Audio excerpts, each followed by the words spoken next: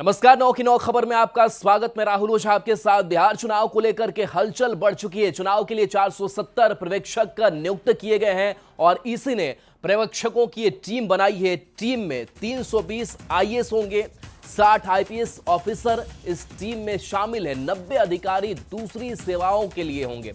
तो 3 अक्टूबर को चुनाव आयोग के साथ ये बैठक, बड़ी बैठक होने वाली है और टीम में 320 आईएएस होंगे। टीम में 90 अधिकारी दूसरी सेवा से जुड़े हैं और 3 अक्टूबर को वो तारीख जब चुनाव आयोग के साथ ये बैठक होगी। बता दें कि 4 अक्टूबर को पटना ईसी की टीम पहुंच रही है, निर्वाचन आयोग की टीम पहुंच रही है और ईसी की टीम का 2 दिन का दौरा संभव माना जा रहा है। ईसी की टीम का 2 दिन का दौरा है।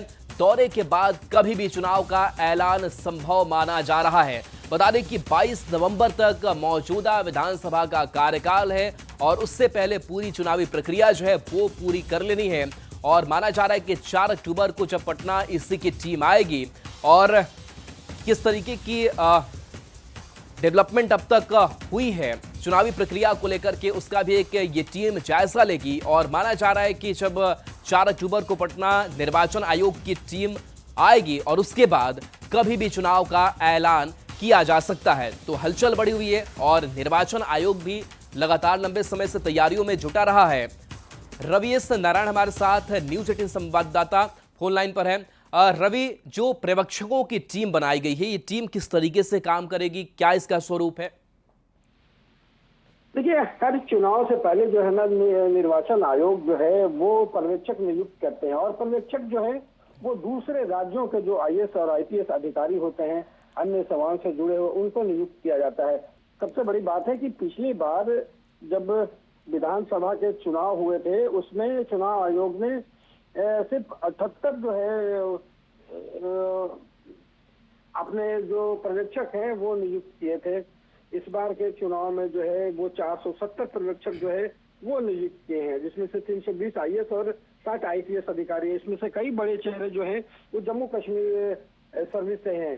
आपको बता दें कि सबसे बड़ी बात यह है कि यहाँ पे जो पर्यवेक्षक आएंगे वो पर्यवेक्षक तमाम जो तैयारियां हैं उसकी समीक्षा करते हैं, उसके बाद उनके साथ बैठक होती है और जो महत्वपूर्ण जो सुझाव होते हैं, पर्यवेक्षकों का उद्देश्य यही होता है कि कहाँ कहाँ पे जो क्षेत्र है उसको पहचान करना, उसको जरूरत के अनुसार उसको सुझाव देना और उस पर चुनाव आयोग जो है वो अमल करती है। तो ये एक बड़ा बदलाव है और खास करके आपको बता दें कि जो 2 दिन के दौरे पर चुनाव आयोग की उच्च स्तरीय जो टीम आ रही है, ये इसका सबको इंतजार है जो 4 अक्टूबर को आने वाली है और 4 अक्टूबर से 6 अक्टूबर तक 2 दिन यहाँ पे रहेगी और रहने के बाद जो है वो जो फैसले लेगी उसके बाद माना जा रहा है कि तत्काल जो है वो चुनाव की घोषणा हो सकती है। जी, अब बिल्कुल। तो 4 अक्टूबर को इसी की टीम पहुंचेगी। उस टीम में कौन कौन से होंगे?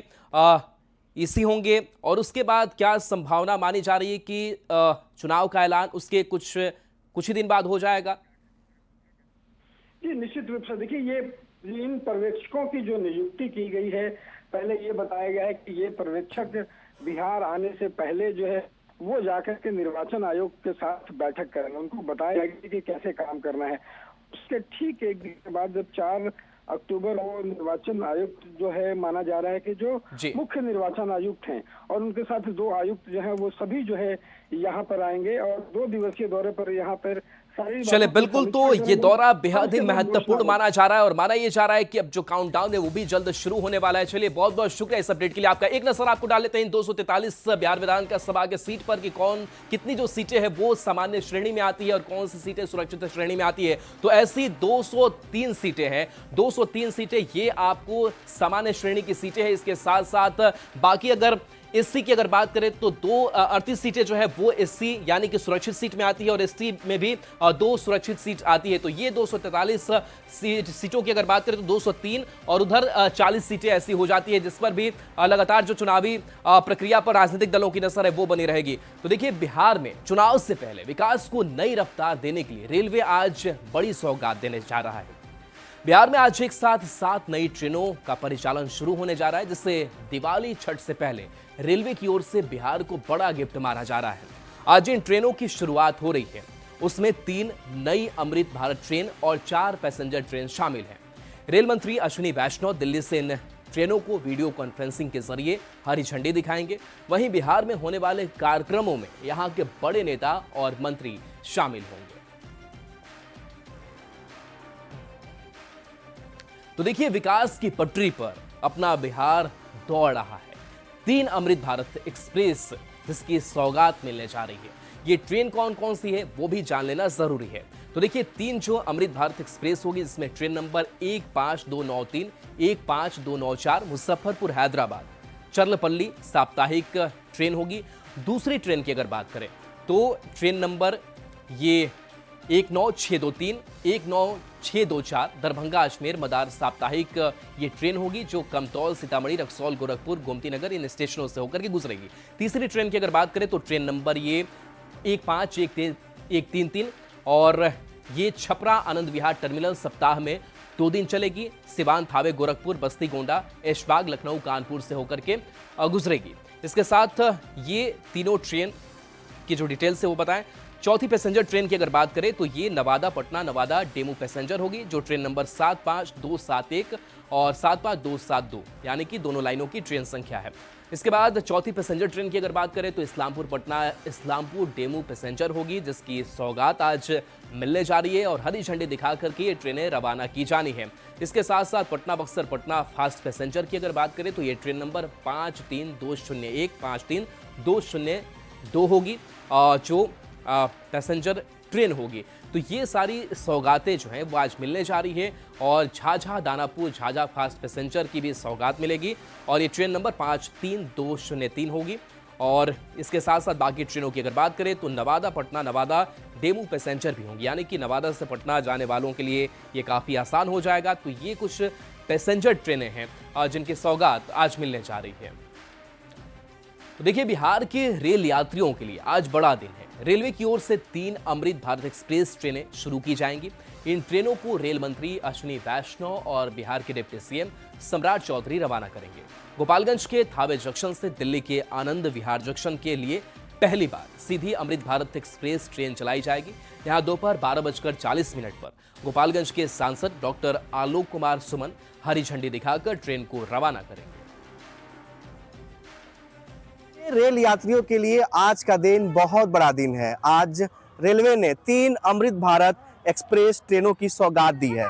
इनमें एक ट्रेन गोपालगंज के अमृत भारत स्टेशन योजना में शामिल थावे जंक्शन से दिल्ली के लिए रवाना होगी। ये ट्रेन आज दोपहर के 12:40 पर थावे जंक्शन से दिल्ली के लिए खुलेगी। गोपालगंज के सांसद डॉक्टर आलोक कुमार सुमन ट्रेन को हरी झंडी दिखाकर रवाना करेंगे। गोपालगंज से दिल्ली जाने वाली ये पहली ट्रेन होगी जो थावे जंक्शन से खुलेगी। ये गोपालगंज वासियों के लिए बहुत खुशी की बात है कि गोपालगंज से दिल्ली डायरेक्ट ट्रेन मिल रही है। पहले बहुत दिक्कत होता था यहाँ से लोगों को जाने में। गोपालगंज की जनता का लंबे समय से डिमांड थी और जब मैंने यहाँ का जनप्रतिनिधि बना और जनता ने बनाकर हमें भेजा, उस वक्त से मैं दिल्ली महानगरों के लिए ट्रेन की डिमांड करते आ रहा था। और कल ही ये खबर मिली है कि रेल मंत्रालय द्वारा कि हमारे थावे जंक्शन से लेकर दिल्ली आनंद विहार टर्मिनल तक। ऐसे में गोपालगंज के रेल यात्रियों में काफी उत्साह है, क्योंकि गोपालगंज से दिल्ली के लिए कोई ट्रेन नहीं थी, लेकिन रेलवे ने आज गोपालगंज को भी बड़ी सौगात दी है। गोपालगंज के थावे जंक्शन से अमृत भारत एक्सप्रेस ट्रेन खुलेगी और दिल्ली के आनंद विहार स्टेशन तक पहुंचेगी। गोविंद कुमार, न्यूज़ 18 गोपालगंज। शेखपुरा दनियावा नए रेलखंड पर पहली यात्री रेलगाड़ी का परिचालन शुरू होने जा रहा है। यह ट्रेन नवादा शेखपुरा और बरभिग्गा होते हुए पटना तक चलेगी। प्रधानमंत्री मोदी ने दुर्गा पूजा को देखते हुए बड़ी सौगात दी है। आज पीएम इस ट्रेन का वर्चुअल तरीके से उद्घाटन करेंगे। शेखपुरा के लोगों के लिए इस दुर्गा पूजा के मौके में केंद्र और राज्य सरकार द्वारा एक बड़ी सौगात दी जा रही है।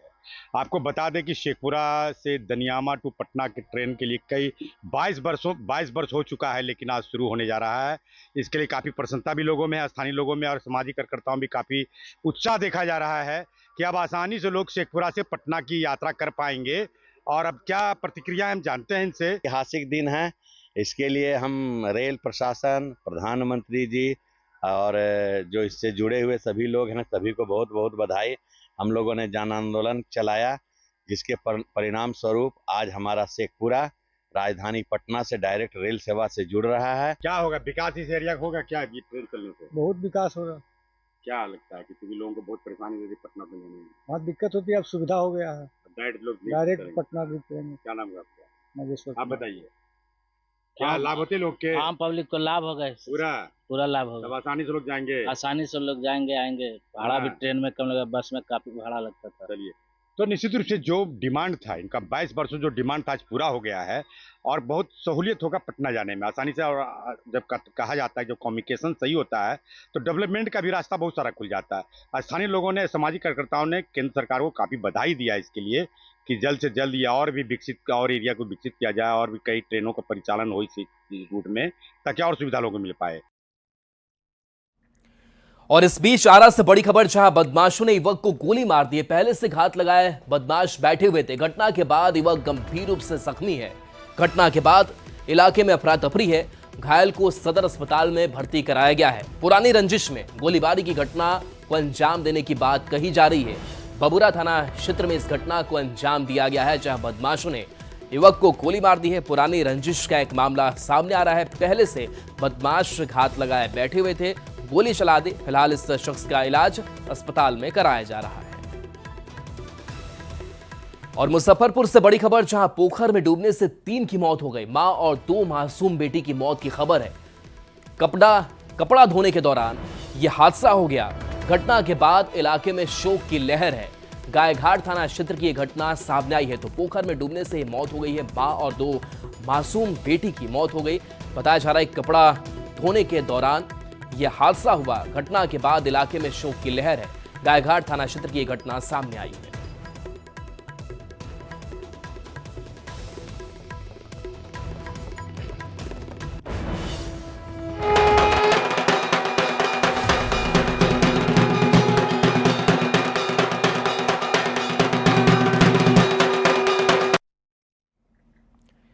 नवरात्र का आज 7वां दिन है। आज मां के कालरात्रि स्वरूप की पूजा की जा रही है। पटना में भी शारदीय नवरात्र की धूम है। हर मंदिर में मां दुर्गा के दर्शन के लिए भीड़ उमड़ी है। इसी कड़ी में पटना सिटी के बड़ी पटन देवी मंदिर में सुबह से मंदिर में श्रद्धालुओं की काफी भीड़ उमड़ी है। भक्त सुबह से कतार में लगकर मां दुर्गा की आराधना कर रहे हैं।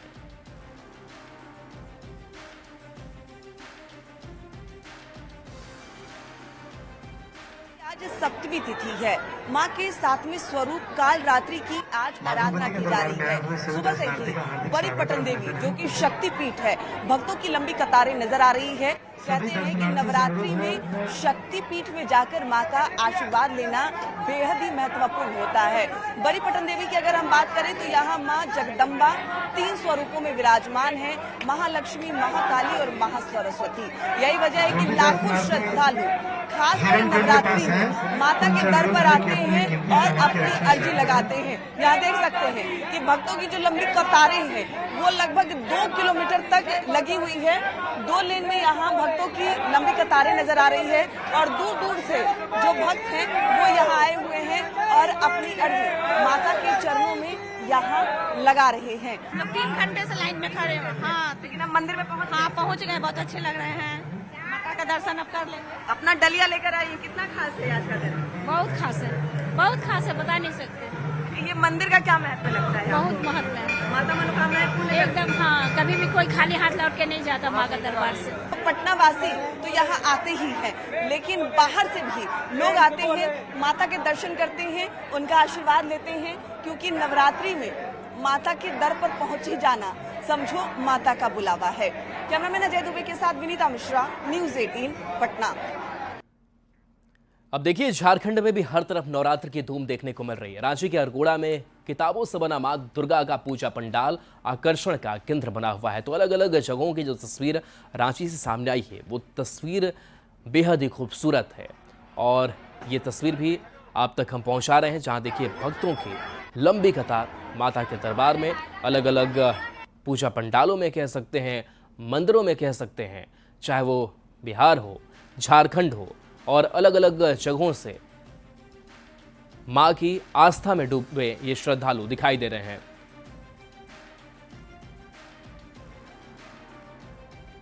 और चलिए बिहार और झारखंड दोनों जगहों की तस्वीरें आपको दिखाते हैं। अखंडवासिनी मंदिर। सबसे पहले चलते हैं, विनीता मिश्रा हमारे साथ मौजूद हैं और गौरव भी हमारे साथ झारखंड से जुड़े हैं। लेकिन विनीता, आपके पास आते हैं, आज माँ की पूजा का विशेष दिन, क्या तस्वीरें वहां से आप देख पा रही हैं, किस तरीके का उत्साह है? बिल्कुल राहुल, आज का दिन विशेष है क्योंकि आज सप्तमी है, महासप्तमी। माता के काल रात्रि रूप की पूजा हो रही है और यही वजह है कि अलग अलग मंदिरों में भक्तों की भीड़ सुबह से ही नजर आ रही है। चाहे वो शक्ति पीठ हो, सिद्ध पीठ हो, शक्ति पीठ की तस्वीर हमने दिखाई, और अब अखंडवासिनी मंदिर, जहां सैकड़ों साल से यहाँ जो दीप है वो प्रज्वलित है और यहाँ भी सुबह से ही जो भक्तों की लंबी कतारें हैं वो यहाँ नजर आ रही है। ऐसे तो हर दिन इस मंदिर में माता के भक्तों की भीड़ नजर आती है, लेकिन अगर नवरात्रि हो तो नवरात्रि में विशेष रूप से जो माता के भक्त हैं वो मंदिर में आते हैं। मुख्य पुजारी हमारे साथ हैं, पंडित जी। ऐसे तो माता के भक्त हमेशा आते हैं, लेकिन आज का दिन विशेष है। विशेष है, आज सप्तमी को माँ का पट खुला है और आज से विशेष पूजा, नवरात्र की विशेष पूजा प्रारंभ हो जाती है। तो आज से 3 दिनों तक लगातार भीड़ का, भक्तों का आना सिलसिला 24 घंटा जारी रहेगा। सुबह से कितने भक्तों ने दर्शन कर लिया? सुबह से अभी तक करीब 15-20 हजार लोग दर्शन कर चुके हैं। सुबह 3 बजे से मंदिर खुला हुआ है। बिल्कुल, तो 3 बजे से ही कपाट खुले हैं और यहाँ देखिए जो मूर्ति स्थापित भी किया गया है, माता के पट खुल गए हैं। लेकिन इस मंदिर की अगर विशेष मूर्ति की हम बात करें, जो माँ यहाँ स्थापित है, जिनके दर्शन के लिए दूर दूर से भक्त आते हैं, वो अलौकिक तस्वीर भी हम आपको दिखा रहे हैं। माता के इसी स्वरूप को देखने, निहारने यहाँ दूर दूर से भक्त आते हैं और माता सबको आशीर्वाद भी देती है। इस मंदिर की विशेषता ये अखंड दीप है, जो कामाख्या से लगभग 100 साल से भी ज्यादा का वक्त हो गया है, तब यहाँ प्रज्वलित हुआ था और तब से लगातार इस मंदिर में जो अखंड दीप है वो जल रहे हैं और भक्त भी लगातार मंदिर में माता के दर्शन के लिए यहाँ आ रहे हैं। कुछ भक्त भी हमारे साथ हैं। कितना खास है आज का दिन? आज माता जी का पट खुला है और उसी दिन दर्शन को मिला है। हम लोग सुबह से लगे हुए हैं, अभी दर्शन को भाग्य प्राप्त हुआ है। हम लोग को बहुत अच्छा लग रहा है। माता के सामने है, कैसा लग रहा है? बहुत अच्छा लग रहा है। कितने बजे लाइन में लगी थी? सुबह 6:30 से लाइन में लगे थे। हाँ, माता ने बुला लिया? एकदम बुला लिया माता। चलिए विनीता, आपके पास आएंगे और घोड़ा पूजा पंडाल से हमारे साथ गौरव भी जुड़े हुए। गौरव, आज महासप्तमी से विशेष पूजा की शुरुआत भी हो जाती है, तो आज किस तरीके से श्रद्धालु पहुंच रहे हैं, मां के दरबार में हाजिरी लग रही है? बिल्कुल, आज महासप्तमी का दिन है और इस वक्त हम अरगोड़ा पूजा पंडाल में हैं। सबसे पहले आपको हम माता रानी के दर्शन कराते हैं, फिर यहाँ जो श्रद्धालु भक्त पहुँच रहे हैं उनसे आपको बातचीत भी कराएंगे, क्योंकि आज जब महासप्तमी का दिन है तो महासप्तमी महाकाल रात्रि का दिन होता है। महाकाल रात्रि माँ की पूजा करने से लोग भय से मुक्ति पाते हैं और इसी वजह से लगातार जो श्रद्धालुओं को पहुँचने का सिलसिला है वो यहाँ पंडाल प्रांगण में जो है वो शुरू हो गया है। इस पंडाल की खासियत भी है कि इस पंडाल को बेहद ही खूबसूरत तरीके से पुस्तकों के थीम पर बनाया गया है। यानी इस पंडाल में जो थीम है वो किताबों पर आधारित है। सिर्फ किताबें ही किताबें यहाँ देखने को मिलेगी, क्योंकि सोशल मीडिया के युग में लोग कैसे अपने किताबों से कनेक्ट हो, उस वजह से इस पंडाल का जो प्रारूप है वो तैयार किया गया है। महासप्तमी का दिन है, आज से माँ जो है वो पंडाल में विराजमान हो जाएगी। आम लोगों की जो भीड़ है वो मंदिर प्रांगण और पंडाल प्रांगण में देखने को मिलने लग जाएगी। इस वजह से महासप्तमी का दिन खास हो जाता है। महासप्तमी के दिन सुबह से ही जो मंदिर है, जो पंडाल हैं, वहाँ लोगों को पहुँचने का सिलसिला भी जारी है। जो पंडाल समिति के सदस्य हैं, पूजा समिति के सदस्य हैं, वो तमाम व्यवस्थाओं में लगे हुए हैं कि आज महाकाल रात्रि की जब पूजा अर्चना होनी है तो उस दौरान किस तरीके से जो पूजा अर्चना है वो करानी है। तमाम व्यवस्थाएं की जा रही हैं। जो बुजुर्ग महिलाएं आप देखिए कि जो पूजा करने के लिए यहाँ पर पहुँची हुई हैं, किस तरीके से माँ दुर्गा का आशीर्वाद लेना चाहती हैं, क्योंकि अरगोड़ा पूजा पंडाल की बात करें तो हर वर्ष यहाँ अलग अलग थीम पर पूजा जो है वो की जाती है और इस वर्ष जो है वो किताबों का थीम है यहाँ बनाया गया। भैया, कैसा है इस पंडाल में, ये बताइए। अच्छा, हमारा तो ये अपना है, लोकल है, तो बढ़िया है। और क्या, हर बार नया नया चीज़ बनता है। इस बार भी नया 21,000 किताब का संकलन से ये पूजा पंडाल इस बार तैयार किया गया है। तो हर बार नया नया थीम पर ही बनता है ये पंडाल। इस बार किताब पर बना है, यानी कि सोशल मीडिया से दूर रखना है बच्चों को। हाँ, ये भी आप कहिए, ताकि बच्चों को ये भी मालूम चले कि हमारे पास इतना किताब का संग्रह है, ये है हमारी संस्कृति, ये है, सब पता चलता है। आज महासप्तमी का दिन है, पूजा अर्चना। चलिए, बिल्कुल गौरव, अभी तो किताबों से ये अनोखा पंडाल बना है और ये पंडाल कई कहानियां भी कह रहे हैं, कई संदेश भी दे रहे हैं। चलिए बहुत बहुत शुक्रिया विनीता, आपका भी बहुत बहुत शुक्रिया इस तस्वीर को दिखाने के लिए। और चलिए न्यूज़ 18 बिहार झारखंड पर खबरें आपके लिए लगातार जारी हैं।